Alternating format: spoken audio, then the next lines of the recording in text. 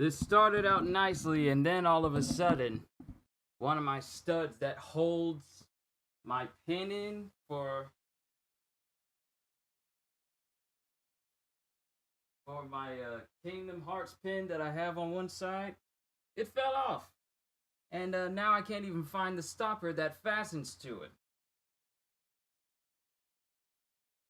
So, been trying to look around, see if I can find it, to no avail. So that's good. That's a good thing to lose right about now.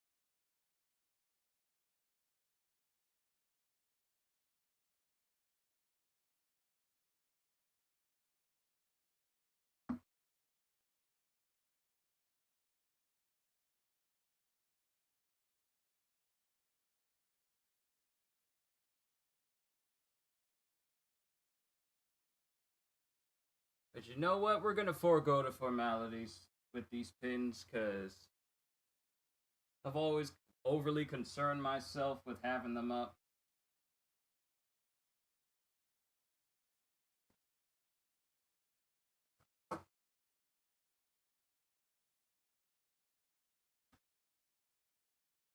I'll just make sure I find them later. That's really annoying, though. I've had these pins on my coat for so long that I never really thought about, oh, what will happen if the stud falls off? Like, it's a Mickey Mouse stud. Like, you can see that, right? It's just one of these, and yet somehow I can't find the one that went on the left side. Because this is the one that fell off, but I can't find the back for it, even though it has a back. I don't know where the back went. But we'll worry about that later. Well, I'll worry about that later. We got some chapters to speak about, ladies and gentlemen. Yo, peoples, the gain is really bright. Let me turn that down. And I got chapped lips too. Oh my goodness. That is quite unsavory. That's much better. All right, ladies and gentlemen, sorry for the long delay. I was just trying to find where that backing went to. I have no idea where it just fell across my floor. And I'm just at a loss for words of where it actually is. I just hope that this flap decides to stay under while we talk, because otherwise it's going to be very, very distracting for me. But, yo peoples, QShoe92 here, and you guys already know what it is. Sorry if I'm started 6 minutes in. Good lord, sorry about that. I was just trying to solve that little pin issue. But, it's the end of the month, everyone. And as you know, we do these One Piece reflections to go over the chapters that we've got within a single month. Today, we're going to be going over the 3 chapters that we got this month in the month of November. And they were all really good chapters.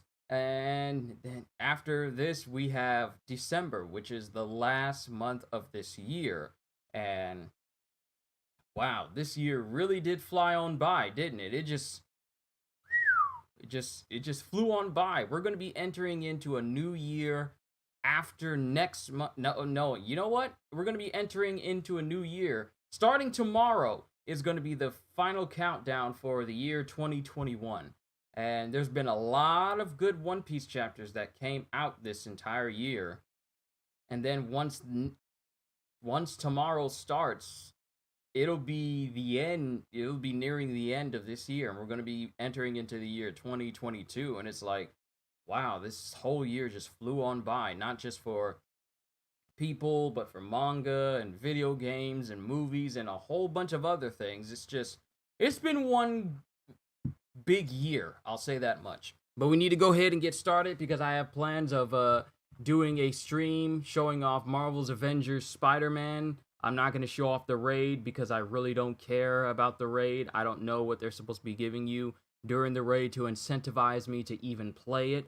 So they have just as much relevance to me as any raid in Destiny. That's just how I feel about it. But we'll work that out once we're done with this stream, and then I prepare for the Marvel's Avengers stream afterwards. It's not going to be directly afterwards. It'll probably be maybe about an hour later after I'm done with this stream and once I've had some food. But then I'll be doing a stream of Marvel's Avengers with my face cam so you guys can see my face and all of my reactions towards it. Good to see you, CJ. And then we'll just see how Spider-Man plays in Marvel's Avengers from there. Spider-Man could wind up playing phenomenal and being great, but he'll still be in Marvel's Avengers, and that's just one thing that just will never go away. So, moving into this month's chapters of One Piece, we're going to be going through chapters 1031, 1032, and 1033. All of them good chapters, with 1031 being the chapter where it showed off, like on the cover page here, all the right-hand men of their respective captains. You have Rayleigh for Roger, Ben Beckman for Shanks, King for Kaido, Katakuri for Big Mom, Killer for Kid, Marco for Whitebeard, Beppo for Law, Shiryu of the Rain for supposedly Blackbeard. But we've always thought that Jesus Burgess was the right-hand man of Blackbeard. So seeing Shiryu of the Rain in this list of very big, powerful names, powerfully named pirates, always has me thinking, like, what if Jesus Burgess may be like, what if he's like the first mate of Blackbeard, but he's not the right-hand man of Blackbeard? Like, if I look up Jesus Burgess right now, he's technically not the first mate. I knew he wasn't the first mate. Jesus Burgess he may be the captain of the first ship of Blackbeard's armada, but he's not the first mate. He's only the helmsman. He fulfills the role that Jinbei fills. So Shiryu of the Rain could very well be the right-hand man of Blackbeard. Because if I go to Shiryu right now, it just says he's one of the 10 Titanic captains of the Blackbeard Pirates as captain of the second ship, but it doesn't really list his role. It just says he's one of the 10 Titanic captains. You're 1 hour early? Yeah, I decided to start earlier, Karma, because I want to do the Marvel's Avengers stream a little bit after this, and I want to give myself plenty of leeway time in order to prepare for that stream, because I'm going to be doing with my face cam, so you guys can see my face, how I react to playing as Spider-Man. I'm not going to do the raid, like I said at the beginning of the stream, but I'm just going to be playing it for Spider-Man and see what all it entails, and what all the update that they're going to be releasing at 11 entails. So most likely will be a stream at 12 or 12:30 at the absolute latest. So I'll keep you guys updated as we go. But the cover art is, like you said, Karma, the cover art is absolutely beautiful. And it just puts into my head that maybe Shiryu of the Rain actually is the right-hand man of Blackbeard. Maybe he is his first mate now. Because Jesus Burgess, even though he's like captain of the first ship of his armada, doesn't necessarily mean he's a right-hand man. I mean, he's also, like I said, and as I looked up, he's the helmsman of the Blackbeard Pirates. So Shiryu being on that cover page art, along with Rayleigh, Ben Beckman, King, Katakuri, Killer, Marco, Beppo, and Sabo, they're all considered right-hand men. So Shiryu being on there is possibly letting us know that, hey, it hasn't been officially revealed yet, but Shiryu of the Rain could be can be seen as the right-hand man of Blackbeard. And the fact that we get Blackbeard, the fact that we get a person from Blackbeard's crew in this cover art, including Zoro, let me not forget Zoro, including Zoro, just shows us that, hey, maybe the hierarchy of Blackbeard's crew might be revealed to us in the future, where we know where everyone stands. Because we don't exactly have a role set for the people. We don't exactly have a role set for the people who came from level 6 of Impel Down, do we? Because we already know the people who were there with Burgess, there with Blackbeard beforehand, like Van Augur, he's already the marksman. He fulfills that role. Doc Q, he's the doctor. He fulfills that role. Jesus Burgess, he is the helmsman. He fills that role. And they're the only ones that we know have a role, but we don't have a role for people like Catarina Devon or Avalo Pizarro or Vasco Shot or San Juan Wolf. We don't have the roles that they fit into the crew of Blackbeard for any of those level 6 individuals. We don't have those roles. So, for all intents and purposes, because of Shiryu's significance, hold on.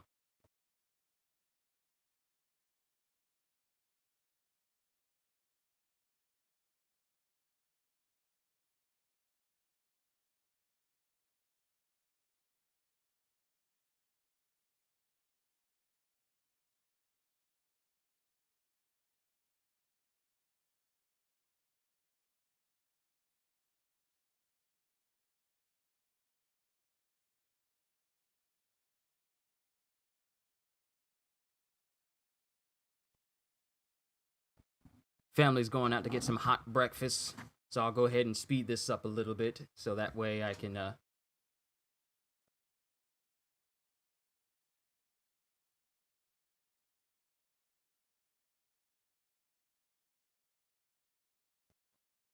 So we don't exactly know the roles of the people from Impel Down that joined Blackbeard's crew. So for all intents and purposes, due to the significance of Shiryu in the whole Impel Down arc, and how he was able to pretty much save the Blackbeard pirates from dying from Magellan's poison, I would think that because of his knowledge as a former member of Impel Down and all of his knowledge of all the inmates that are there and his knowledge of the world government and all that, Blackbeard would make him his first mate due to just how useful his intel can be. And not only that, but he's also a very strong swordsman as well. Not only that, but out of both Burgess and Shiryu has a devil fruit. Whereas Burgess was going all the way out to Dressrosa to try and get aces. And then when Sabo got it, he tried to go after Sabo. And then he even tried to go after Luffy and try and get his Gum fruit through a means we still don't know how, but he failed on all 3 times of trying to get the fruit. He tried to get the fruit in the Colosseum, failed. He tried to get the fruit from Ace, that failed. He tried to get the fruit from Sabo, not Ace. He tried to get the fruit from Sabo, and that failed. And he tried to kill Luffy and get his Gum fruit power, but that failed as well. So with Shiryu being shown to have the invisibility fruit of Absalom before Burgess got it like a devil fruit of his own, it just stands to reason that Blackbeard has him on a slightly higher tier than he originally had Burgess. Now, mind you, like I said, Burgess is the helmsman, but I feel like he treats all of his crew members the same regardless of the roles that they have. So there's that. But going forward into this chapter 1031, Warrior of Science, it shows this is the aftermath of Big Mom being buried underneath Kid's magnetism power, awakened magnetism power, and both Law and Kid are breathing heavily. And despite all that, Big Mom gets up from all of that with her saying life or Oshiruko. And as the fear of the beast pirates who are around her start to seep into their very souls and start to leak from their bodies, she rips their life from their bodies and uses it to cause the steel girders that pretty much fell on her to come to life and aid her as her own personal homies. And as this is going on, she says, I'll use an entire year of my lifespan. Anything less won't serve to strengthen me. So she takes a portion of her own life out. Hey, you know what? Let me actually have the windows. Let me have these windows cascaded. I want to be able to see what you guys are saying while I'm reading this. I probably should have prepared this beforehand, so I do apologize if this seems a little bit off kilter. Have this over here. And bring it right. Bring this window right here. There we go. All right, now I can see what you guys are saying, and we can move forward from here. Okay, so Big Mom takes a portion of her own life out of herself. Like a years of her own lifespan, an entire year of her lifespan to strengthen herself. Now, we don't get a name for what this does, but apparently it causes Big Mom to grow even larger. She's already a giant. She's around 21 to 22 feet tall, around the same height as Kaido, but apparently whatever this power-up is has allowed her to grow even larger, and her eyes are glowing like flame-like patterns in it. Let's see if there's actually a description for what this actually is. It's not going to have a name for it, I know.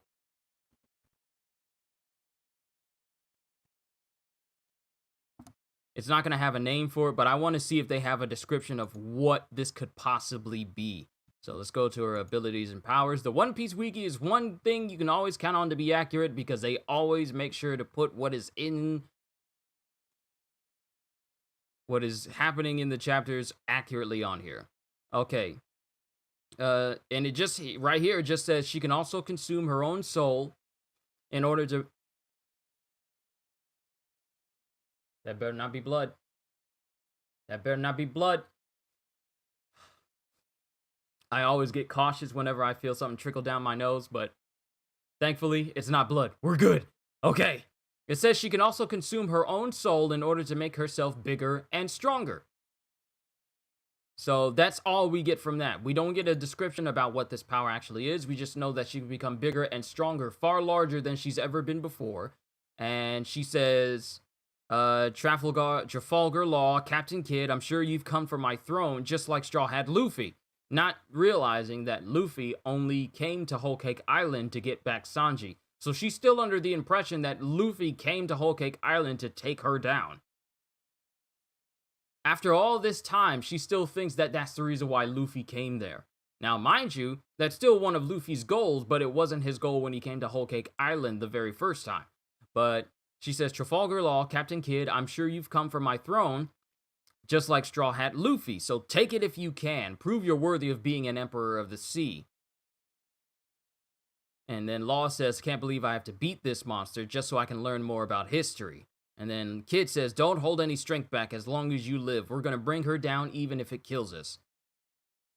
And as this is going on, the samurai are still fighting the Beast Pirates. Then it shows Apu, who's still clashing with Drake knowing exactly how his devil fruit works.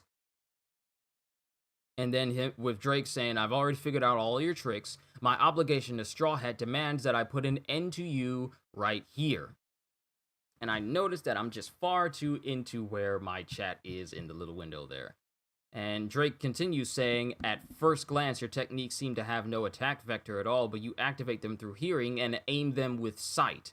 And it's like Drake is just spilling the beans on just how Apu's devil fruit actually works and how he's able to accurately avoid it completely.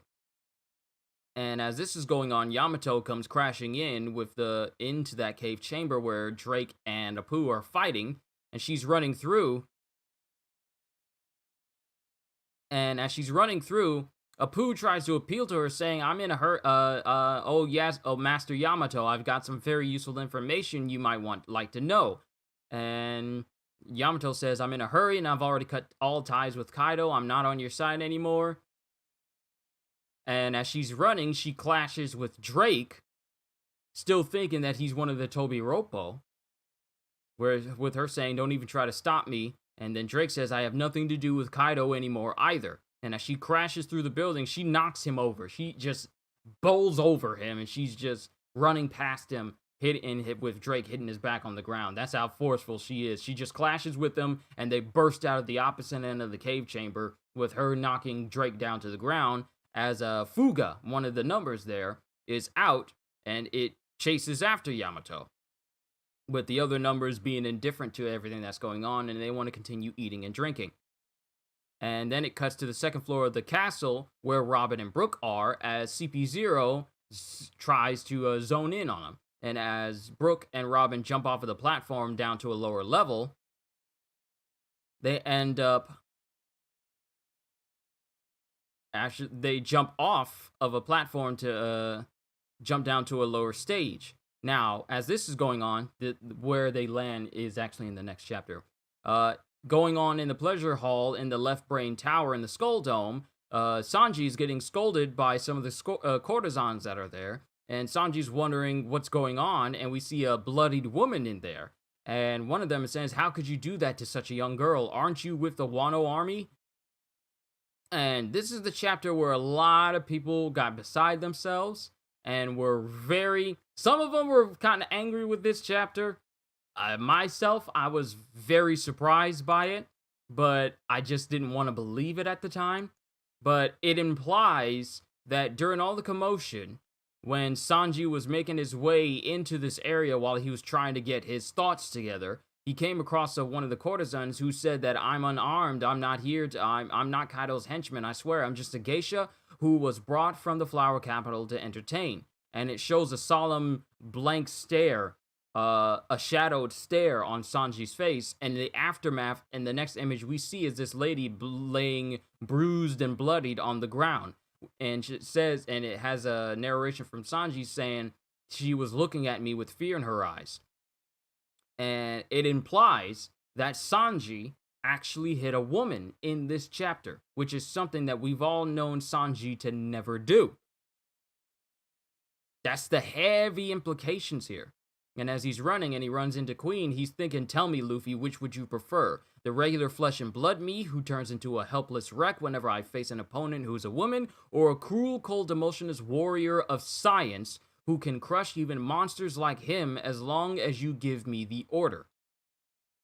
And as Queen is clowning him and jeering him and really hoping that he shows off the Germa suit, Sanji says he's made up his mind, takes the raid suit, drops it on the ground, and crushes it completely, destroying the raid suit completely. And this upsets Queen because he kind of wanted to look at all the Germa science that the raid suit had to offer. With Sanji saying about, "I can say no more, I'm not going to be a Germa soldier." And as this is going on, he lights a cigarette and he calls Zoro on a Denden Mushi while Zoro's fighting King right now, saying, "I stuck it in your," and he's wondering how, and firstly, Zoro's wondering how he got a Denden Mushi inside of his clothes anyway, and then he says, "I stuck it in your stomach band just in case you were dying in a ditch somewhere." And then he tells Zoro to listen, "We're going to beat the Animal Kingdom pirates real soon. But after the finisher, if I'm not in my right mind, I want you to kill me." And then Zoro just agrees with it, says, "Fine, I'll kill you just like you asked. At least now I have something to look forward to after this." And then he tells Sanji, "In that case, don't die before then." And then it cuts back, and Sanji thanks him. He says, "Thank you."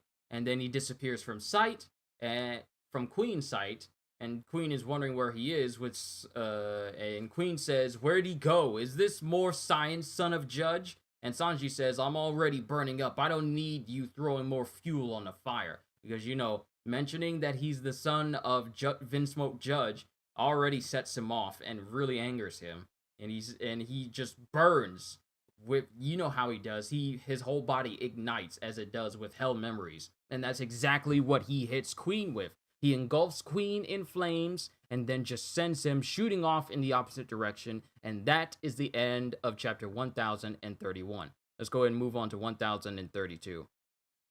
I want to keep myself succinct, and then I'll leave all the long talking for when I'm done with everything. Chapter 1032. Hey, Destruct, what's going on?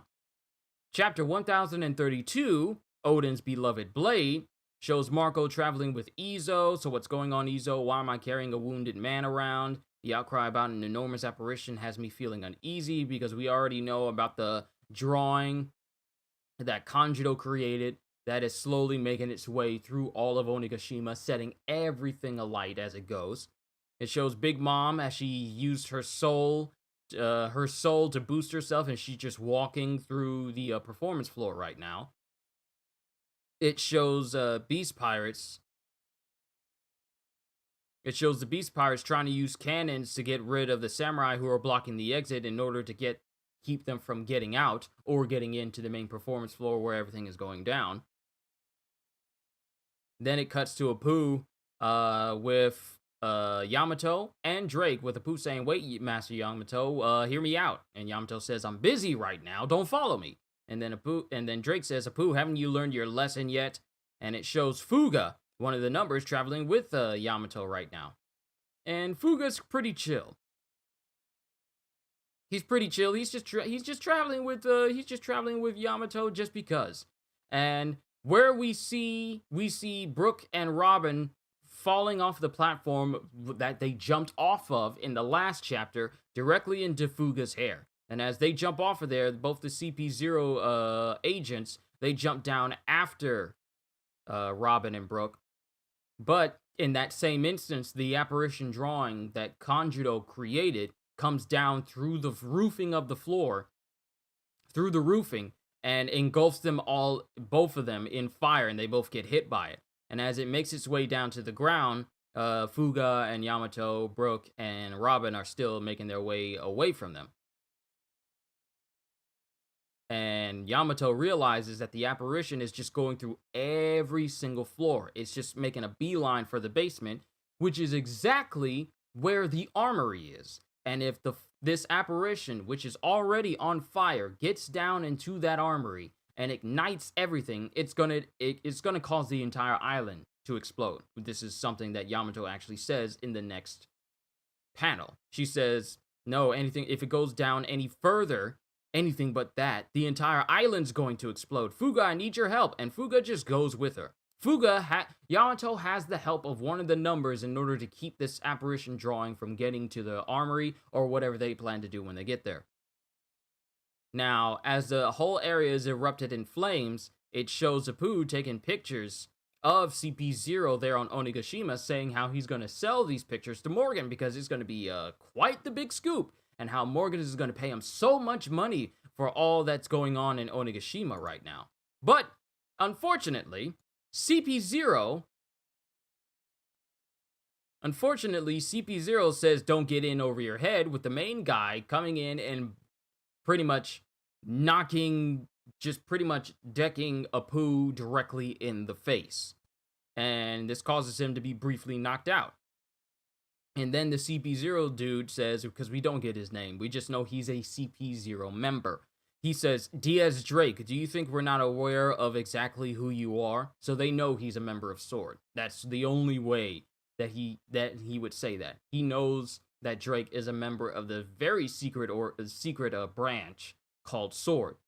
How he knows, we don't know. And why that he would bring that up, we don't know either. I really need to put some Vaseline on my lips. I am so sorry that you guys have to look at my chapped lips so badly. I'm so sorry. But he says, "Do you think we're not aware of exactly who you are?" And then Drake says, "Then why don't you start with some excuses?" And as it shows, this CP0 dude, saying inconvenient truths are meant to be erased. And as he tries to go in and hit Drake, Apu wakes up and hits the CP0 guy with his devil fruit power, knocking the guy back.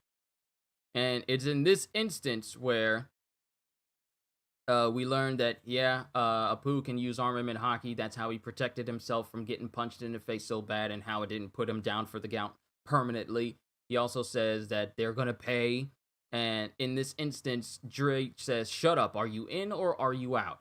And Apu says, "They started this fight," and then Drake says, "No, you did." And as the guy gets up from being hit by Apu's devil fruit, both Drake and Apu join forces as they go against both these CP0 members, showing us that now the fight between Drake and Apu has been, for all intents and purposes, been put on hold for further notice, and they're both joining together to take on CP0, whose main objective was to go after Nico Robin. So these are already two powerful individuals that these CP0 members have to contend with right now, which gives both Brooke and Robin more time to actually get away. How this fight is going to go remains to be seen, but the CP0 members definitely have their hands full taking on both Drake, who is already a powerful member in his own right, powerful enough for Kaido to acknowledge him and have him join his crew, and Apu as well, who we've seen that the only way you can avoid his devil fruit power is if you know exactly how it works and cover your ears. Then it won't work on you. One of these CP0 members is fighting Apu, and he doesn't exactly have a means of covering both of his ears because he spends most of his time holding a mask up to his face, held by a stick. So being able to cover both of his ears is going to be incredibly difficult, which means that for all intents and purposes, Apu's devil fruit is going to have some effect on him, and it's actually going to harm him. Unless CP0 has learned how to close off their entire auditory senses and are able to shut off their ears completely so that it doesn't work on them. Highly unlikely, but I wouldn't be surprised if CP0 pulls out like a pull-out like that. But Apu and Drake are facing off against CP0. Then we cut to the outside of the dome where we deal with Zoro versus King. And this is where we see more absurdity in the eyes of Oda when he does ancient Zoan devil fruit users. We have Black Maria, who can go half spider with her ancient spider Zoan power, but it also has a face in it that can also breathe fire. Absurd. Then we have Sasaki, who can turn into a Triceratops, but it can also detach his own frill and spin it around his neck like a propeller, which allows him to fly.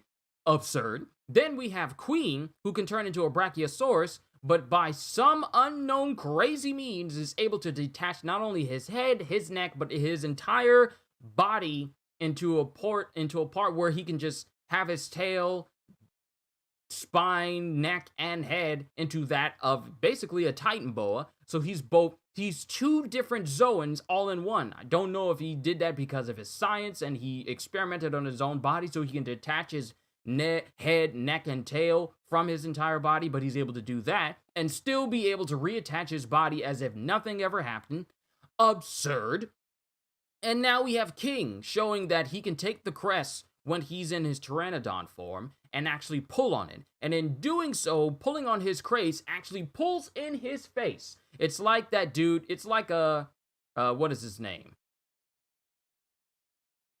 The Roach character from the first Men in Black movie, when his face was all contorted and he pulled his face back and it stretched even more. That's exactly what King can do with his face in his full Zoan form. He's able to take the crest that comes from being a Pteranodon and pull on it, and it causes his head to stretch into itself, and in doing so, he uses a move called Imperial Deep Pride Stake, which is a move so fast that it's comparable to a laser.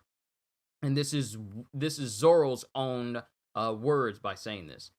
The attack moves so fast, and his head, and the thing is, King's head is able to stretch the massive distance that his head from the recoil can shoot out. Because it shows in the next panel that King is able to do this at any distance.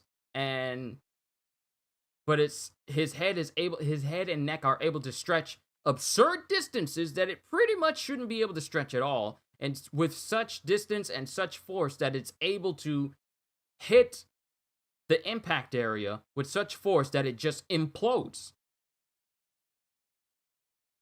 With Zoro barely being able to dodge it and wondering if he can even block it at all.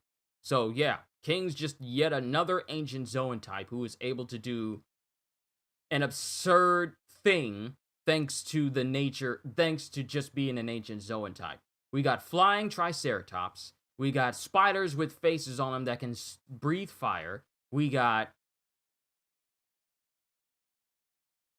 all the things that Queen can do with his entire body, such as having a cybernetic body mixed in with his Zoan powers, and his Zoan powers do not interfere with either, and vice versa.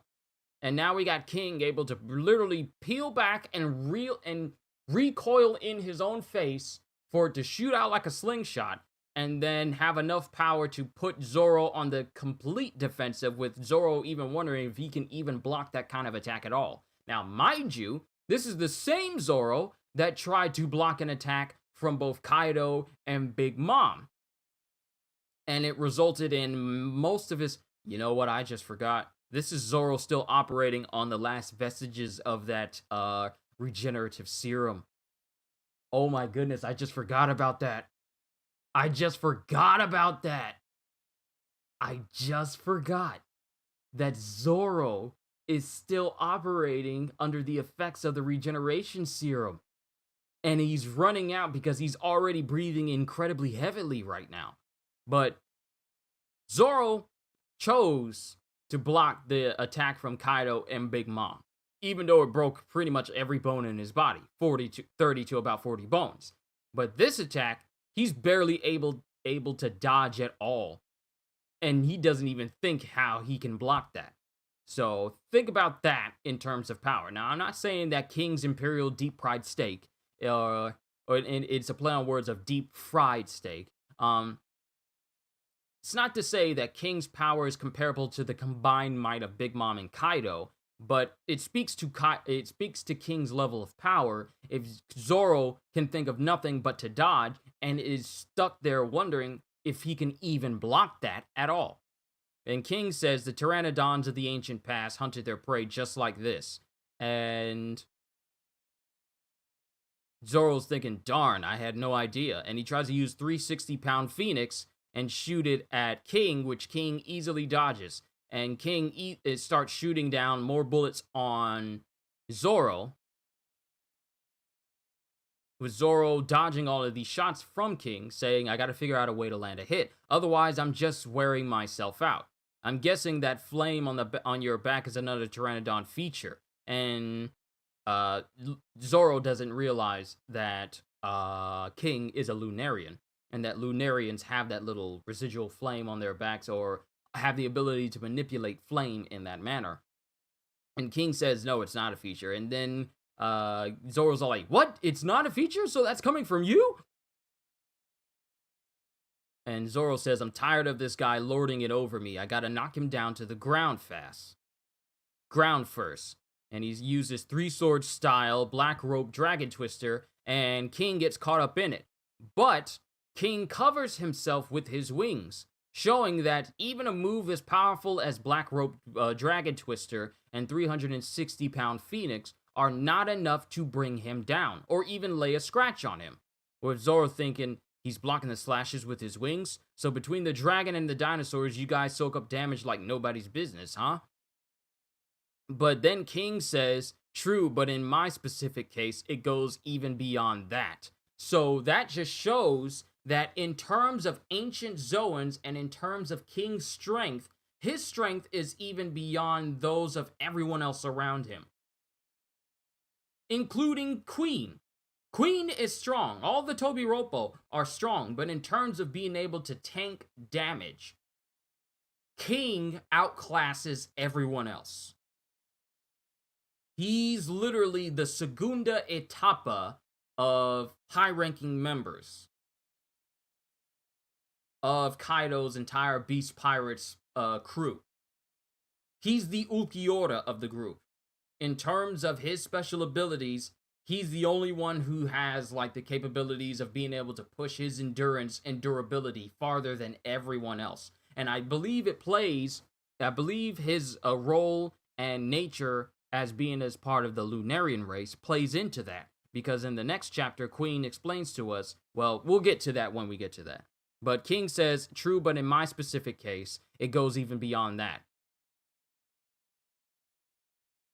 And then King, or either either, I believe it's Zoro who's saying, "Fine, I'll give you a sword fight. I do enjoy a good duel." And Zoro's thinking, "I've hit him with a few slashes, yet he's not bleeding. His wings move, so I know they're not ornamental. But I can't be sure if he can use them to fly. The flames keep burning on his back. I assume they were part of his powers, but apparently they're not." And it shows Zoro clashing numerous times with King, and each time King keeps sending him flying backwards with such extreme force. The fact that Zoro says that no matter what I do to this man does not damage him. He's not bleeding at all. The only amount of damage we've seen King suffer was to his mask, not to his body underneath the mask, because we don't see any blood come from that, but it's just all this fighting that King has been doing with Zoro has only damaged his mask. Not his actual body, just a small part of his mask up at the top of his head. That's it. Every other attack that Zoro has tried on King has resulted in absolutely no lasting damage. And after sending Zoro flying into a nearby rock pillar, it briefly knocks him down and causes one of his swords to fly out of his mouth. With Zoro thinking, I gotta solve whatever this is, or else I'm not going to be able to beat him.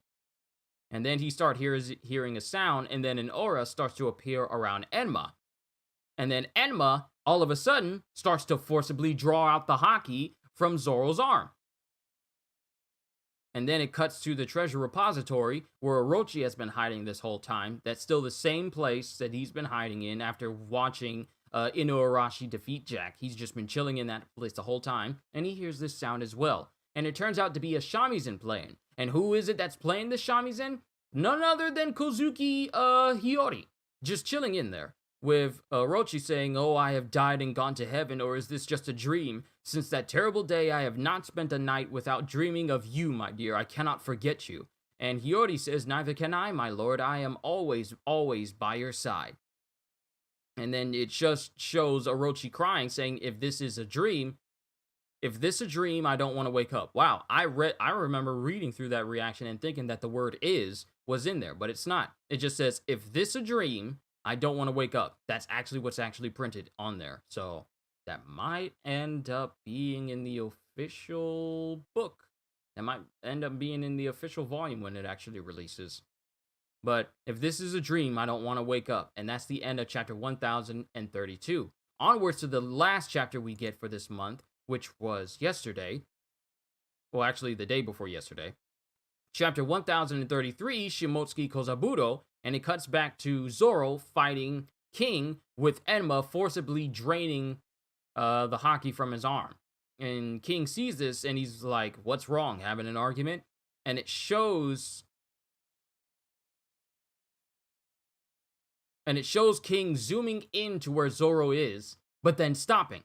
And Zoro's wondering, what's going on? What do you think you're doing? And as he stabs into King, King says jackpot and forcibly detonates himself. Somehow. He detonates himself with such force that it almost, the blast, the smoke and the fire from the blast almost reaches the roof of Onigashima. That's how big of a blast it is. Now, to put that into retrospect, Onigashima is a very massive place. The only thing that we've seen to fully eclipse the size of Onigashima is the combined attack of both Kaido and Big Mom. And since then, we haven't seen too many attacks that came from eclipsing the full size of Onigashima. But King's self-detonating attack is almost able to reach the height of Onigashima's roof after detonating. So, pretty big blast that Zoro was caught in. And then it cuts to the Pleasure Hall Left Brain Tower Skull Dome, and it shows Sanji having kicked Queen through multiple buildings into the distance, with Queen saying, "That was Pirate Hunter on the snail just now, wasn't it? Trust me, he can't beat King. That guy's a remnant of the extinct Lunarians, a monster capable of surviving in any natural environment. In the distant past, his people were known as gods. The entire race that King comes from were known as gods before the celestial dragons came about. And they only regard themselves as gods because of the lineage of what caused the world government to be. King's race are known as gods due to their power. Celestial dragons are known as gods due to their lineage of being, descendants of those who created the world government and pretty much governed the world. But King's race are known as gods just because of their strength and capabilities.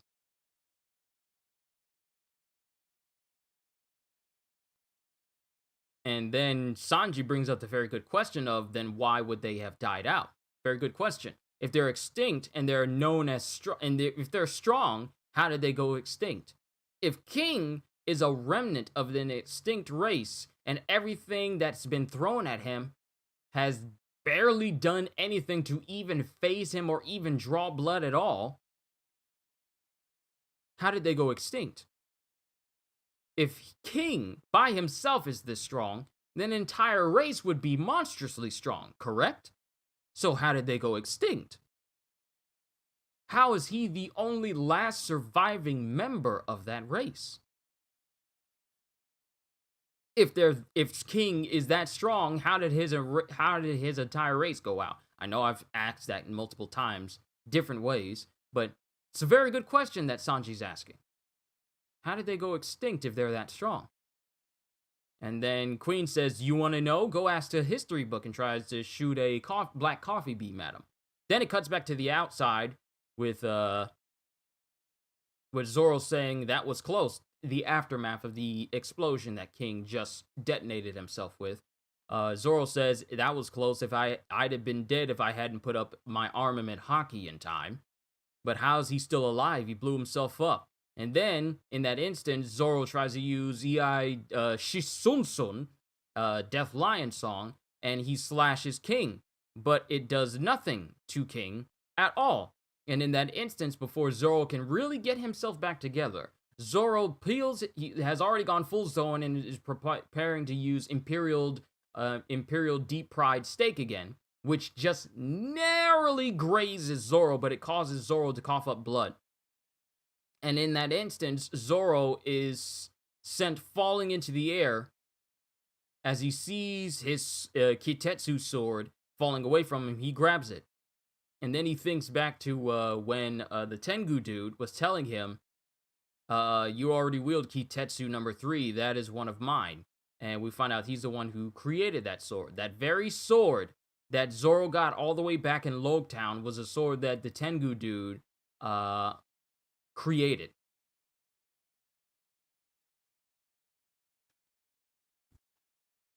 Oh, family. Thank you, family. Say hi to my peepers. Hello. Make sure it's not on the edge. Don't put it all the way back there. I'm literally about to put my stuff on my cords. Why you running? Why you running all of a sudden? Don't you laugh. But hold on, let me just brace up my food because this is probably going to be a little bit shorter. It's probably going to be a little bit shorter than my usual reactions because I got food here and I'm not going to eat while I'm doing my stream because I consider that kind of rude to you guys. Hear me munching and crunching and I'm not speaking and I'm just eating. You didn't hear to see no one do no mukbangs. You came here to see me doing a reaction and a reflection on these chapters. So I'm going to take care of that after this. But we find out that the sword... You know what? Hold on. I need to find this guy's name out. Because I keep calling him the Tengu dude. It's not Han Tengu, is it? Han Tengu is the name of the guy. Was that one of my sisters? Yes, that was one of my sisters. They got me Biscuitville for breakfast. So I got my hot breakfast right here. Tenguyama! His name is Tenguyama. Tenguyama, Tenguyama, Tenguyama, Tenguyama, Tenguyama, Tenguyama, Tenguyama, Tenguyama. That's his name. I have to log it into memory, otherwise I'm just going to keep calling him the Tengu dude, but his name is Tengu Yama. Tengu Yama is letting us know that he created the very same Kitetsu number 3 that Zoro got way back in Logtown near the beginning of the series. Let me pull up that other window I just had. And in him thinking back there, Tengu Yama Hitetsu, I think. Thank you, Ogata-san. I looked it up. I'm never going to forget it now. I'm going to jog it to memory so that I never forget it.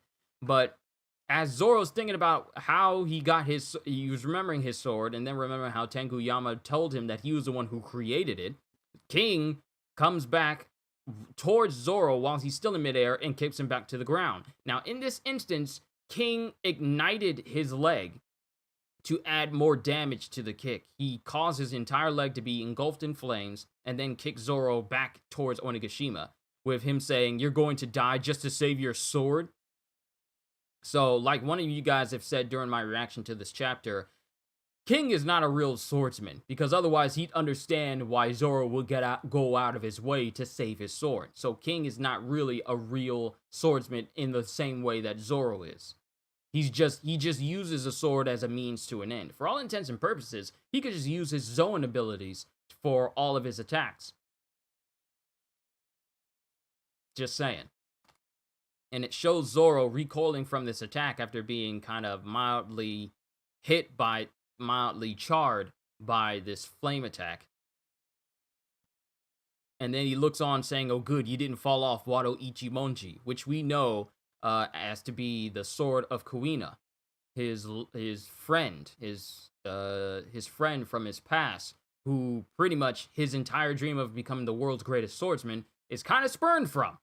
And he remembers back when he was asking his sensei to have her sword, saying that he's going to become a great master swordsman, that his name will be known even in the heavens.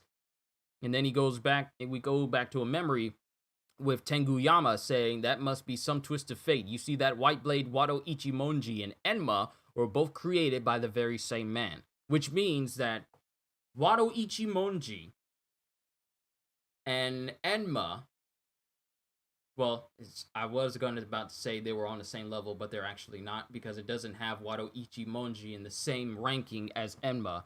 Wado Ichimonji is of a lower grade than Enma. Enma is one of the 21 great swords, while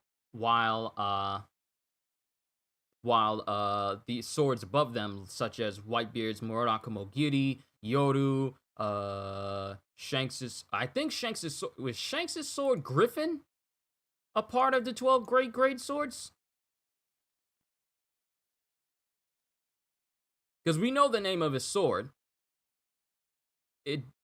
It says that it's durable and powerful enough to clash with Whitebeard's Naginata, the Murakumogiri, one of the 12 supreme grade swords, but it doesn't exactly say that Shanks' Saber Griffin is in any specific ranking.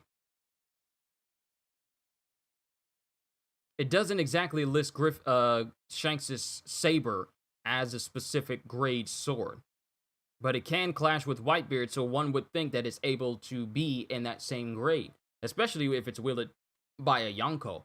Makes one think. But we've learned that Wado Ichimonji and Enma were created by the same man, and the blacksmith Shimotsuki Kozaburo, which we later learn was a samurai that broke the rules of Wano and left 50 years ago, and founded the village that Zoro came from. Zoro's home village, Shimotsuki Village, Frost Moon Village, is actually the place that Shimotsuki Kozaburo founded and then resided 50 years prior. And then it shows King using a move called Imperial Slings and Arrows. Now, I didn't look this up, so I'm going to look up what this move is actually called. So if I go to King, and I go to his abilities and powers, we've already seen his Andon Flame, which he tried to use against Marco. But if we go to his Pteranodon abilities, we see the attacks that he can use. So, it's called Barizodan.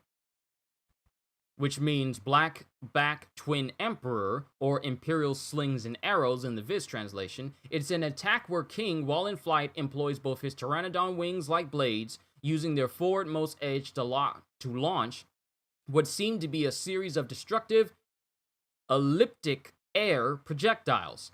The attack was first seen used by King against Zoro, but was mostly blocked by the later sword. Nice bit of extra backstory on Zoro this chapter. Yes, this chapter was great because it greatly expanded on not only the history of Zoro in his past, but also a little bit of history in Kuina's past as well, because we learned that Shimotsuki Kozaburo was actually her grandfather. So now we can no longer specifically count Kuina as just Kuina, but we can count her as Shimotsuki Kuina. Yes. Childhood friend and rival of Zoro, she was the daughter of Koshiro and a descendant of the Shimotsuki family.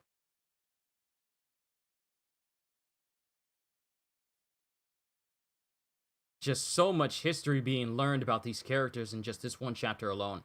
Learning that it wasn't until the day he died that I learned that he was Kuina's grandpa. The blacksmith Shimotsuki Kozaburo, he broke the laws and left this land over 50 years ago. And then it cuts to 13 years ago in the East Blue, Zoro's hometown of Shimotsuki Village, where he's training against Kuina in the past. And that's around that time where he learned the phrase Tsunachi, which actually came from Kozaburo himself, because he was residing there, with Kozaburo saying it's a magic word that summons strength into your heart. And then he says, well, that sounds weird, I don't need it. And then he's asking him if he used to be a samurai, and he's given the title of Old Man of the Village, but we know that it's Shimotsuki Kozaburo. And it shows Zoro training with 2 swords in the past, and then in the future, later on it says, Shimotsuki says, is the dojo boring to you? And then it has Zoro lamenting how he lost to Kuina again, because she's just that much stronger than him. And it shows Kozaburo bringing him some real swords, saying, listen closely, a sword's like a kitchen knife, but for murder. They're created to kill people. And a blacksmith hones his craft so that his weapons are better at killing than any other. A sword has its own personality. A swordsman must master it and bend it to his will. There's a little callback to letting us know that, hey, Enma does in fact have a mind of its own, and that the person who wields it must bend it to its will in order to keep Enma from forcibly drawing Haki from its user. Seeing as how Enma had a master beforehand, Odin, we now know that Enma once tried to do the very same thing to Odin, but Odin mastered it. And that's why Odin was able to wield it with such mastery that he was able to give Kaido the very only scar that he has across his chest. That and the other one that Zoro gave him. It remains to be seen if the scar that's across Kaido's chest that Zoro gave him with Enma is in fact going to stay. Because in the recent chapters after that one slash from Zoro, we don't see too much of Kaido's upper body to see if that scar is actually still there. So it remains to be seen if Enma still left another scar on Kaido's body, even though Kaido said that this cut will never leave me. We still have yet to see if the scar is still going to be there once we cut back to Kaido versus Luffy, so we still have to see. But we know that a sword, he says that a sword has its own personality, and a master must bend it to his will, must master it and bend it to his will. You think a dangerous sword is cursed? No, that's a sign of great quality. When the weak fear a sword and call it cursed, that is a badge of honor. They should be frightening. They're meant to cause terrible harm. There was one blade I crafted when I was a young man. It was the greatest weapon I ever made. Its disposition was deadly serious. Talking about Enma. Just holding it in your hand sent a shiver down the spine. So I gave that masterpiece the name of the king who watches over hell. Enma. And that's when Zoro finally realizes that the sword he's holding is in fact the sword made by the very same blacksmith he met as a child. My village is named for Shimotsuki. Was it not a coincidence after all? And then it has in the past when kids were saying, did you know our village was built by pirates? That's what my grandma said. Really, they don't want the name of Shimotsuki to draw too much attention to the village. So the story was fabricated of saying that Shimotsuki village was built by pirates. Because who knows what would have happened if the outside world learned that a person from Wano was residing just out in the East Blue. Could have brought a lot more trouble to the village than wanted. The blacksmith Shimotsuki Kozaburo, he broke the laws and left this land over 50 years ago. So the old man was a samurai of Wano, the blacksmith Shimotsuki Kozaburo. A great blade can see into you, Kozaburo says. It chooses only the swordsman who best suits it. It would be amazing if Oda were to actually draw a personification of Enma. That's not a troll or joke. He would likely look very cool. Well, seeing as how Oda in his previous SBSs have drawn the physical manifestation, the physical personifications of different swords, like he drew the personification, the human personification of Griffin and all of Zoro's swords, the Kitetsu, the Wado Ichimonji, and the Shusui back then. So I wouldn't be surprised if he tried to make one for Enma at some point in the future. Thought my phone was kind of vibrating and ringing for a minute. And that's when he remembers when the shop owner in Loketown says, a sword chooses its wielder. And Zoro says, it came to me. It chose me, so it could test me. And as he gets up, Enma starts to draw, still drawing Haki from his arm, but it does appear like his arm is starting to grow back to its original size again. With him saying a sword is honest and direct, not wicked. Yes, it's true. It was my strength that was lacking. Does this mean that even with so much Haki being drained away, Odin wielded you as though you were light as a feather? Yes, because Odin pretty much mastered it. With as powerful as Odin was, to bend Enma to his will and for Enma to never recoil against Odin pretty much proves that Odin mastered Enma to the utmost degree. And then it shows the Beast Pirates trying to charge Zoro, who's facing to face against King, because that attack that King did to him knocked him right back into Onigashima again. But it shows the Beast Pirates closing in on him, and then it has Zoro thinking to himself, how should I stabilize my Haki then? If I have to keep exuding it at this level, it'll kill me. And in that instance, since Zoro does not know that he has Conqueror's Haki, and trying to temper his Haki down and keep it from exuding too much, it winds up knocking out the Beast Pirates that were actually charging up behind him, and it knocks him out completely. And then King realizes that, hey, Zoro has Conqueror's Haki now. He has Conqueror's Haki too. And then King says, so you intend to be a king then? And Zoro's all like, what? Just like Luffy, not realizing he had Conqueror's Haki during the Marineford War, Zoro does not realize he has Conquerors in him as well. And in that same process, due to Zoro trying to refine and stabilize his Haki, he inadvertently also channels Conqueror's coding into his swords as well. Because that's the only way Black Lightning can exude from a sword in One Piece is if you have Conqueror's coding in that. So Zoro is not only unconsciously using Conqueror's Haki, but he's also unconsciously using Conqueror's coding on his swords as well, without even fully realizing what he's actually doing. And King says, so you intend to be a king then? And then Zoro remembers back when Luffy said, the world's greatest swordsman. That's great, and it's fitting since your new boss is going to be the king of the pirates. Anything else would make me look bad. And then Zoro ends the chapter in the final chapter of November with, that's right, I've got a promise to keep to my captain and my best friend. Now, for a split second, I thought he meant Luffy was his best friend, but he's clearly referencing that he's clearly talking about Luffy and Kuina as well, as it shows Zoro preparing to face down King as his conquerors is slowly being refined a little bit. Now, one thing that people touched a note on that I mentioned during my stream was I was wondering, like, How is it that Zoro is able to get his Conqueror's Haki to a point without even fully realize that he's able to use Conquerors? And a person brought up, and it's a very good point, that Zoro has been training so much over the course of his life. Strength of will and everything. Strengthening his spirit and his will. His constant fights and constant sparring against Kuina just boosted his will to want to get stronger and eventually beat her. But it never happened. So throughout the many years of his life as a child, he has been training his will in order to beat Kuina to no avail. So Zoro, from a very, very young age, has already had a strong will, which is necessary for Conqueror's Haki to get strong. It's actually necessary for Haki as a whole to get strong.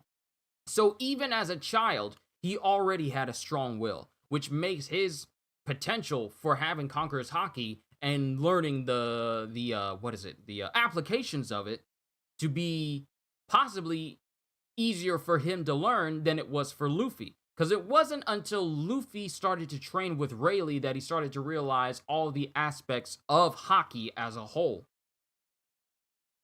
And learned how to strengthen his will over and over and over again in order for his Haki to get stronger. Zoro, without fully realizing that he had Conqueror's Haki in him, and Conquerors grow stronger the will and spirit of its user, he's already had that type of training from a young age as a kid. Luffy didn't fully realize how to do anything Haki related until after the 2 year until he started training with Rayleigh. Didn't learn about strengthening his will and strengthening his spirit to increase his power with Haki until his training with Rayleigh. Zoro has already been training his will and spirit since he was a kid and has been doing that since. It has never stopped. Ever since he's been known as the pirate hunter and had been learning how to be a swordsman, his strength of will to be the best and to even try and take on Mihawk at such a young age, that has been his strength and will training and spirit training since he was a child. So for all intents and purposes, Zoro has had a much longer period of time strengthening his will and spirit than Luffy's, which explains why not only is he able to output Conqueror's Haki and knock people out, but he's also able to channel Conquerors into his swords as well, without even fully learning how to do that. Luffy had to be beaten down by Kaido and hit by Conqueror's infused attacks by powerful individuals such as Big Mom and Kaido beforehand, before he started to realize, hey, this is what you're doing. But Zoro has unconsciously learned how to do that already. Because given the fact and given the nature that his fight between King right now is putting an even greater stress on his will and spirit, which Rayleigh has said that the more difficult the battle, the more your Haki will strengthen. In this fight with Zoro thinking if I don't figure something out, I'm not going to beat this guy. Zoro has been put between a rock and a hard place during this entire fight between King, with Zoro not being able to do anything remote in terms of damage, save for lightly damaging the upper half of King's mask on his head. Zoro has been pretty much been in the corner, been pushed into a corner numerous times during this entire fight with King, which is the perfect way for Zoro to strengthen his Haki. Now mix that with his will, mix that with his spirit, and how both of that have been strengthened all over the years of his training as a kid, leading up to where it is right now. And Zoro has a much easier time flowing into the recently revealed applications of Conquerors a lot more than Luffy, because Zoro's had more will and spirit training during the course of his life than Luffy. Not saying that Luffy's had less of an impact, but Zoro's been doing this since he was a kid. Now, one could say that Garp throwing Luffy into the most horrendous situations possible in the hopes that he'll become strong could be seen as will and spirit training, but Zoro has done this stuff willingly and has consistently done this over and over and over again all the years of his life. From being a student at the Shimotsuki Swordsman School, to being a pirate hunter that already had a bounty on himself, to becoming a member of the Straw Hat Pirates to going all the way up into leading into training with Mihawk, and then all the events that happened after the time skip, now up until now, Zoro has been training non-stop.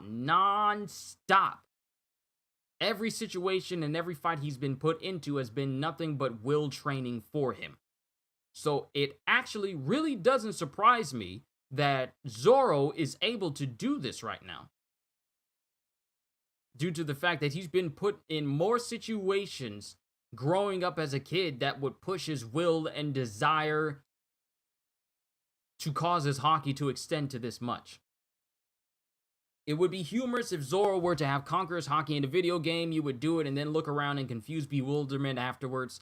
Look, the One Piece video games Twitter page was already said, like, stay tuned for more adventures from the Straw Hat Pirates. And I'm just thinking, please be more Pirate Warriors. Please be either more Pirate Warriors 4 content, or say that you're making a Pirate Warriors 5. And please, baby, please let it be so much better than 4, because 4 just felt like it was a one and done, and it shouldn't have been. It's conversation for another time. But going back up to what Shonen Sensei said, let me not dismiss what he said. Let me just say this. Chapter 1031, 32, and 33 are all the chapters we got in November, and I feel like this is a very good set of chapters to have, setting up for what many Zoro fanboys have been waiting for. Just a big moment for Zoro, for us to see the absolute limit of what Zoro can do. This is what a lot of us have been waiting on. Now, mind you, we already seen his Ashida Dead Man's Game attack that he used against Kaido. And but we still haven't seen the upper limits of what Sanji can do. So I feel like these chapters between Zoro and King and Sanji and Queen are going to be the chapters, especially for December. It's going to be these chapters where we find out,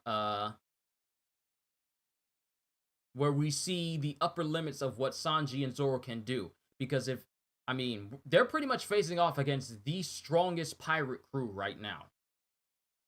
For all intents and purposes, the strength of these people are beyond that of anyone else they've ever faced ever. So, we have to see Sanji and Zoro reach a stage beyond both King and Queen. Otherwise, it's like, after 2 years, we still haven't seen the upper limits of Zoro and Sanji's training after all this time. Because we're still just seeing the exact same thing from Sanji. We don't see anything stronger than Hell Memories popping up. There has to be more than that. And we still see Zoro using his classic moves that we saw him using way back when. So there has to be an upper limit. These chapters are setting up these big, massive moments for Sanji and Zoro for us to see, like, okay, now we see where all that trainings went to.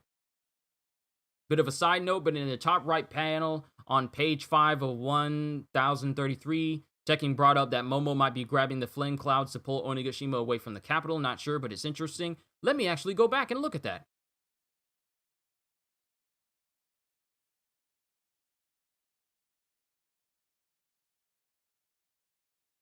Yo, Tekking's right.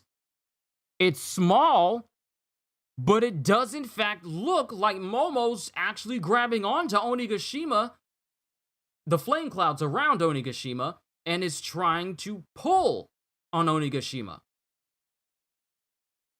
Good catch from Tekking, because I never would have picked up on that. Because I just thought it was just like another thing to watch over, but good. That's actually really good call. That's a good catch from Tekking. Now I'm never going to forget that. While all this is going on, Momonosuke is on the outside of Onigashima trying to pull it. Interesting. Overall, all these chapters, and I told you guys this was probably not going to be as long as it normally is for my reflections, because like I said, I still have some really hot food here and I want to eat that. But it just goes to it goes to show that these chapters have been doing really good, showing us that we're getting to a point where we're finally going to see Sanji and Zoro actually open up, and we get to see another level of strength between them. But for Zoro, a lot of people have been really looking forward to the moment where we get to see the upper limits of his strength. Like, let's see the upper limits of Mihawk's training. And now that we're introducing Conqueror's Haki into his repertoire of abilities, including the ability to coat Conquerors on his blades as well, even though he's not consciously aware that he's actually doing that, now's the time for us to see the fullest extent of Zoro's power, for him to actually get a one-up on King. Because for all instances we've seen King, he has not really suffered any lasting damage that we could see as permanent at all. Every attempt from Zoro has been met with literally no reaction from King. He's either blocked it or he's taken it completely, and he's even detonated himself, and it wasn't enough to cause, and King suffered no effects from just him detonating himself. So this is the perfect stop, the perfect obstacle for Zoro to have right now, for Zoro to surpass. He's facing off against an opponent that has shrugged off every single thing that he's done, with Zoro wondering, if I don't do something right now, I am not going to beat this man. So now that he's fully he's remembering who he is. He's not remembering that he's just Roronoa Zoro, a member of the Straw Hat Pirates, but he's remembering that he's remembering his dream. His dream to become the world's greatest swordsman, a promise that he made to both his captain and his best friend Kuina. Now, with that sense of resolve, that is already a boost to willpower, because when it can happen in real life as well. You can be down and out, but you can also remember things that cause you to go after a dream in the first place, and that can cause your resolve to just skyrocket. Then all of a sudden you have energy for things that you didn't have energy before, because that resolve just boosts your morale and boosts your mentality into that sort of thinking. And then it causes your will to grow even stronger, because then your resolve is stronger. So now, Zoro has remembered his resolve, and is now remembering the promise he made to his captain and best friend, and that remembrance is causing him to think like, okay, now I have to really get serious, because I can't have Enma draining my Haki out while I'm in the middle of this fight. So I got to master this right now, in this very dire of situations, or I'm going to die, and I can't fulfill my dream, and I won't be able to fulfill my promise to both my captain and best friend. So it stands to reason that with this massive boost in resolve and massive boost to willpower, that he's able to use Conqueror's Haki, and not only that, but able to use it to coat his swords as well. Which means that him being able to coat his swords without fully realizing it may be the edge he needs to actually damage King. Because regular attacks are not working. So, what about Conquerors then? Stands to reason this could be the big willpower boost that Zoro needs. And let's not gloss over all the other things that have happened in these recent chapters. Hiyori is here for reasons unknown. How she managed to get there is unknown. We have Apu and Drake facing off against CP0, who were chasing after Robin and Brook. We have Yamato with one of the numbers Fuga trying to make their way down to the armory, which the apparition that Kanjuro has created, making its way down there as well. If they don't get rid of that, then it's going to cause the entire island to explode. How they're going to stop a ghost drawing that is able to pass through objects remains to be seen. We're going to have to see. Hopefully it gets explained to us in this upcoming December chapters. But how do you stop a ghost?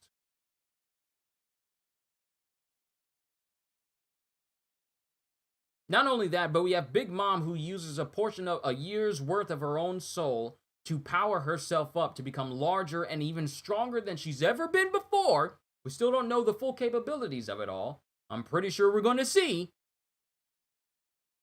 And then actually, there's not much else happening. There's just Scratchman and Apu, Scratchman and Drake versus the CP0.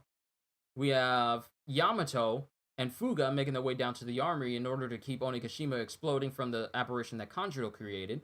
We have Queen versus Sanji, who's resolving not to use the raid suit in order to take down Queen. We have Zoro versus King, who's now gained his resolve back and is now able to use Conqueror's coating over his swords, unconsciously, mind you, as he faces off against King. We still have Luffy versus Kaido, which is happening at the top of Onigashima. We still have whatever the other Straw Hats are doing. Since they've already beaten their respective Tobi Roppo, they're pretty much just, I guess, in a state where they can just help out anyone else that frankly needs help. Because without the Tobi Roppo, the Straw Hats don't have all the remaining Straw Hats really don't have too much to do after taking out their respective Tobi Roppo opponents. They really don't have much to do relevant-wise. They can just help other people out, pretty much. I'm also curious how much Zoro's Conqueror's Haki will damage King and whether his attack will cause severe damage or not. One thing we know about Conqueror's Coating is that it is able to exponentially increase the power of attacks from their user. Attacks that would normally cause Luffy to be briefly knocked out when hit by Kaido's Hasaikai can cause Luffy to be knocked out for a greatly extended period of time when it's infused with Conquerors. When it's infused with Conquerors, it does significantly more damage than just regular attacks. So if Zoro's swords weren't doing anything to King before, I believe that at least having Conqueror's coating on his swords will allow him to actually start to damage King, where King has to take the fight more seriously. Because after all this time, King has just been messing around. Let's just be honest here. He's been messing around, and every attempt to damage him has just resulted in King doing more damage to Zoro than Zoro has done to him. So I believe that him using Conqueror's coating with his swords is going to be able to give Zoro that edge. Now, whether he's going to be able to keep coating active remains to be seen. We don't know.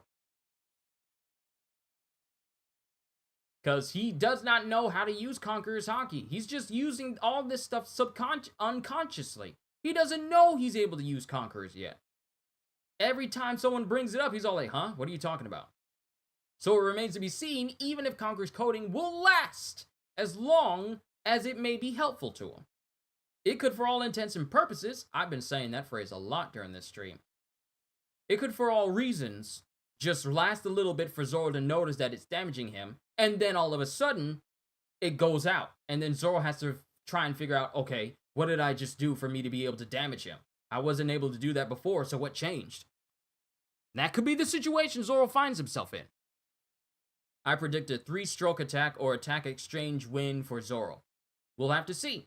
Because the thing is, we have to see if Conqueror's coating will last long enough for Zoro to deal the finishing blow, or if it'll just conk out completely, and then Zoro has to figure out, okay, how did I just do that?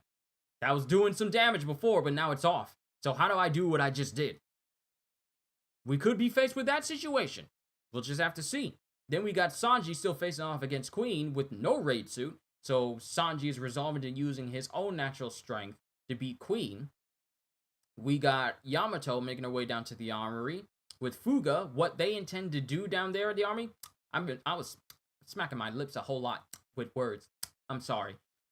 Fuga and Yamato are making their way down to the armory in order to mitigate any potential damage that can happen to Onigashima just in case it falls, while also trying to beat the apparition that Kanjuro has made down there. And then, like I said, we have CP0 facing off against Apu and Drake. We'll just have to see where things go from here. All I know is we're not going on break after all of these chapters.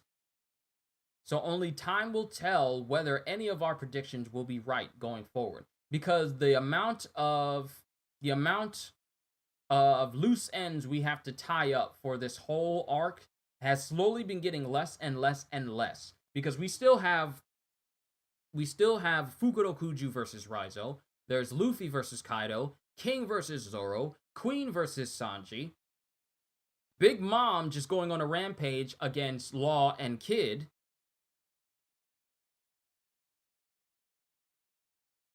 Yamato and Fuga making their way down to the armory in order to keep Onigashima from going down.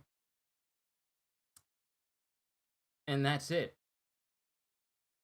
And Apu and Drake versus CP0, right? I'm pretty sure I did. Less and less things, more and more things are being resolved, which means there's less things to be concerned with. And as Okada-san says, it still hasn't been 5 minutes since chapter 1028. Right. All this stuff, all that stuff I mentioned, all these reflection streams that I've been having that are hours long, and trying to explain all that's going on, there's little over 5 minutes left before Onigashima is above the flower capital, and then everything just literally goes down. Every single loose end that I just mentioned has to be resolved within those minutes.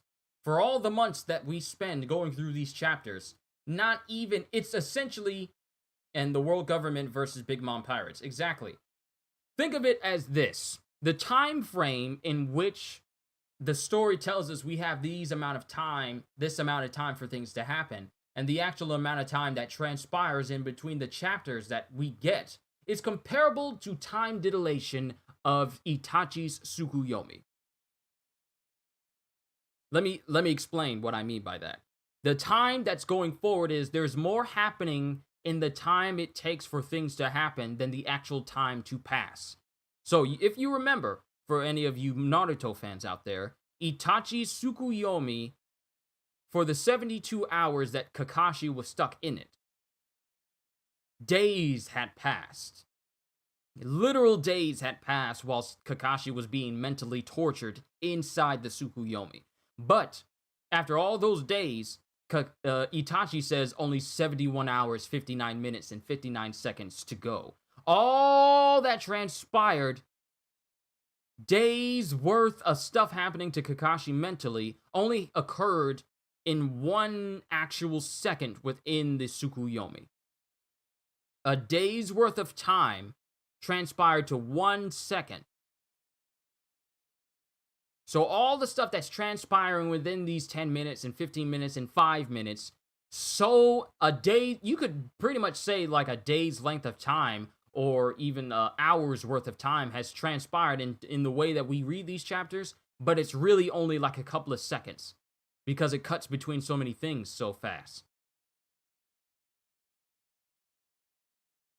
That's how much time dilation differs when it comes to reading these chapters. So we can see it say like, oh, there's only 5 minutes left, but there's just so much happening at such a fast pace that it just seems like things are going slow with all these chapters that we've been getting. But we do in fact have not even 5 minutes have passed since chapter 1028. So much has been happening within a very small frame of time. If you were to put each chapter and if you were to put entire arcs in terms of how long it takes for these chapters to go, less than a week.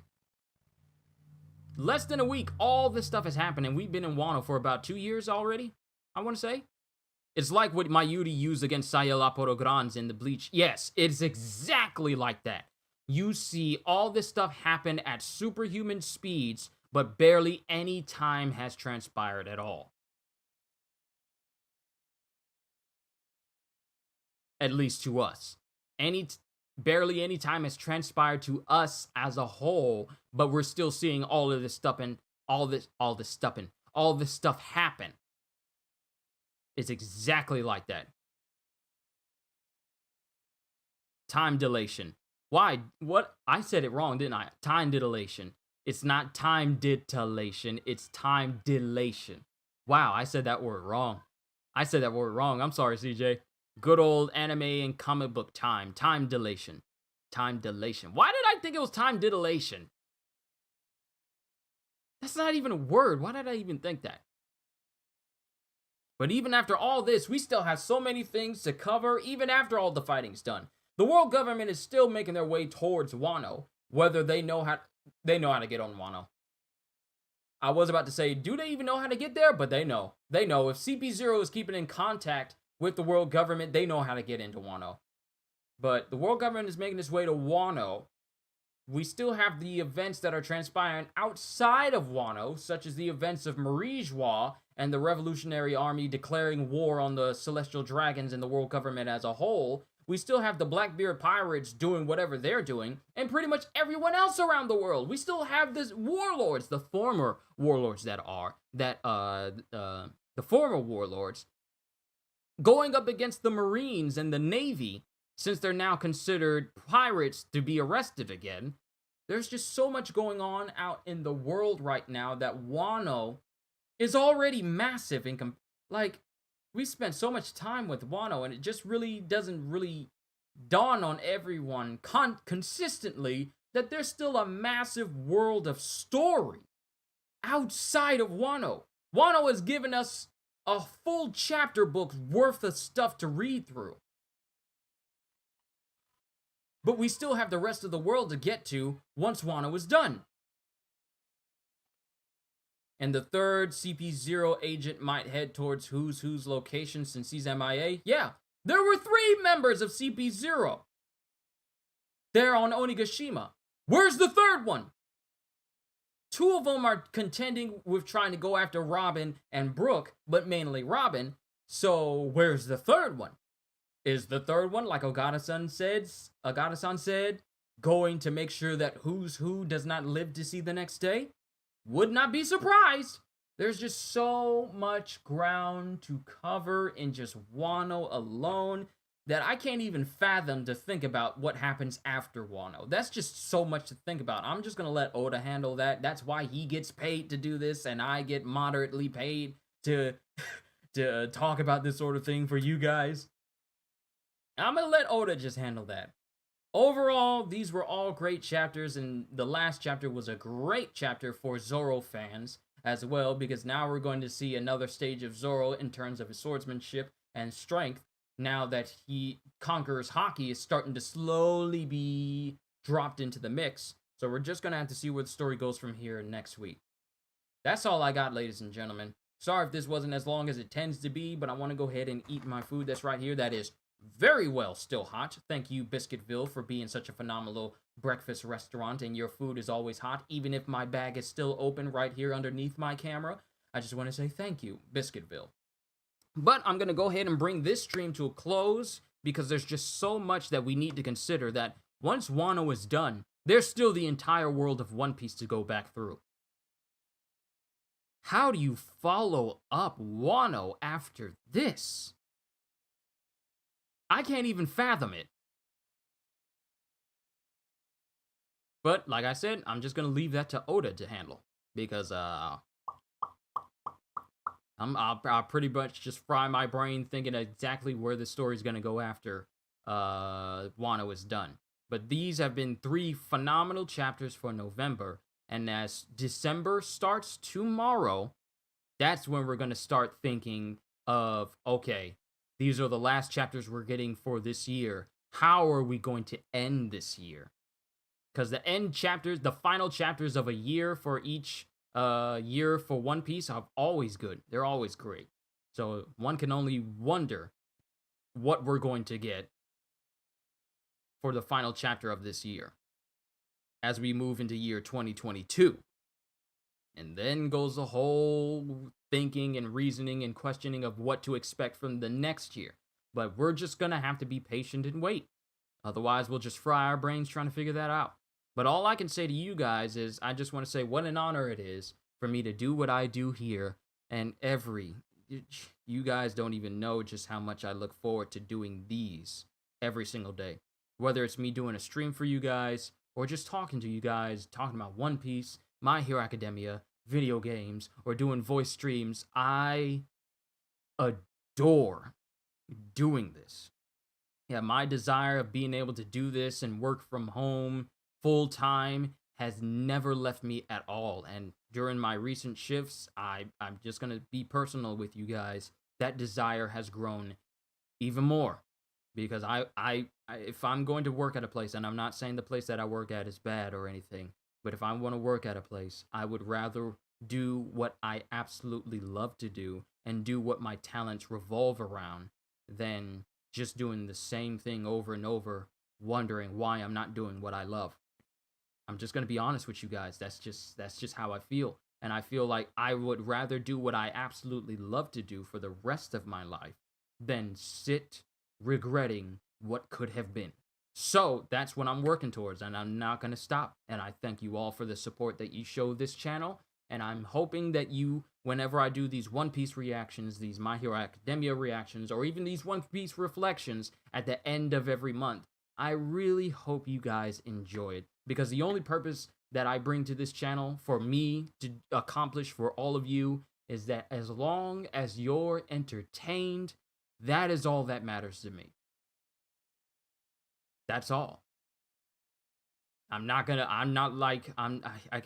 can't say that I see myself being the type that tries to limit what I do on my channel if I don't see a certain amount of views or a certain amount of likes or a certain amount of super chats or donations during the streams. I can't do that. I can't fully comprehend even limiting what I bring to you guys in that manner. So I just want to say that as the only thing that I desire from you guys is that if you enjoyed yourself, that's all that I'm concerned with. I couldn't care less about anything else this platform has to offer as long as what I do here entertains you. That's it. That's it.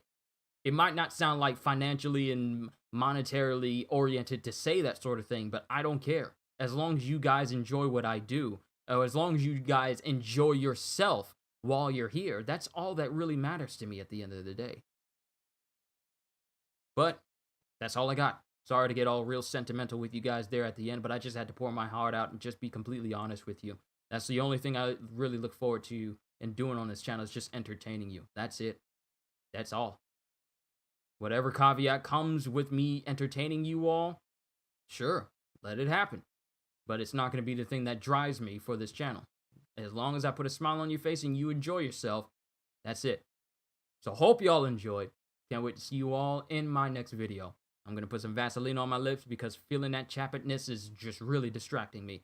Hope y'all enjoyed. Can't wait to see you all in my next video. And if you're new to the channel and you enjoyed what you saw here today, well, consider subscribing. This isn't in order. I'm not making you. It is your choice. Consider subscribing because I am always looking forward to entertaining you. So have a fantastic day. And once again, as always,